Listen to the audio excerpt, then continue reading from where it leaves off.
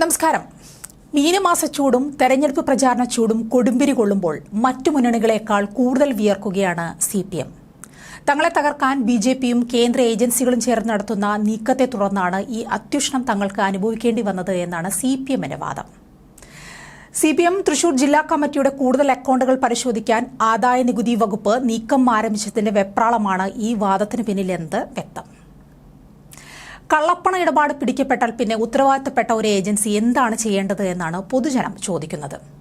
പാർട്ടിയുടെ 10 വർഷത്തെ പണമിടപാടാണ് പരിശോധിക്കുക. ആദായ നികുതി വകുപ്പ് കഴിഞ്ഞ ദിവസം നടത്തിയ പരിശോധനയിൽ CPMന്റെ തൃശൂർ MG റോഡിലുള്ള ബാങ്ക് ഓഫ് ഇന്ത്യ ശാഖയിലെ അക്കൌണ്ട് മരവിപ്പിച്ചിരുന്നു. ഇതിന് പിന്നാലെയാണ് ആദായ നികുതി വകുപ്പിന്റെ പുതിയ നീക്കം ഉണ്ടായിരിക്കുന്നത്.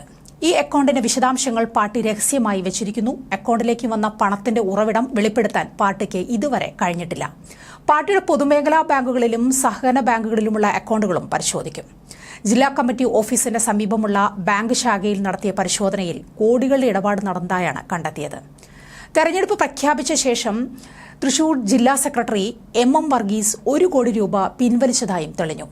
ഏപ്രിൽ 2-നാണ് പണം പിൻവലിച്ചത്. ഈ പണം ഉപയോഗിക്കരുതെന്ന് ആദായ നികുതി വകുപ്പ് ആവശ്യപ്പെട്ടിട്ടുണ്ട്. എന്തിനായിരിക്കും 1 കോടി രൂപ പിൻവലിച്ചത്?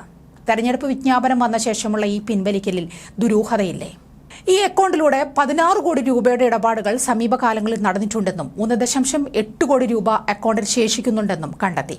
ഈ തുകയ്ക്ക് ആനുപാതികമായി നികുതി അടച്ചിട്ടില്ല എന്നാണ് അനൌദ്യോഗികമായി പുറത്തുവരുന്ന വിവരം.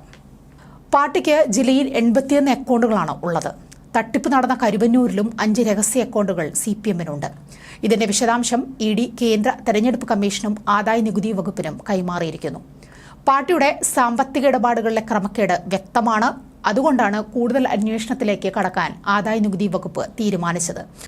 അല്ലാതെ LDFനെ തകർക്കാനോ പാർട്ടി നേതാക്കൾ ആരോപിക്കുന്ന വിധത്തിലുള്ള ഗുണ്ടായിസവുമല്ല കേന്ദ്ര ഏജൻസികളുടെ ഭാഗത്തുനിന്ന് നടക്കുന്നതെന്ന് വ്യക്തം.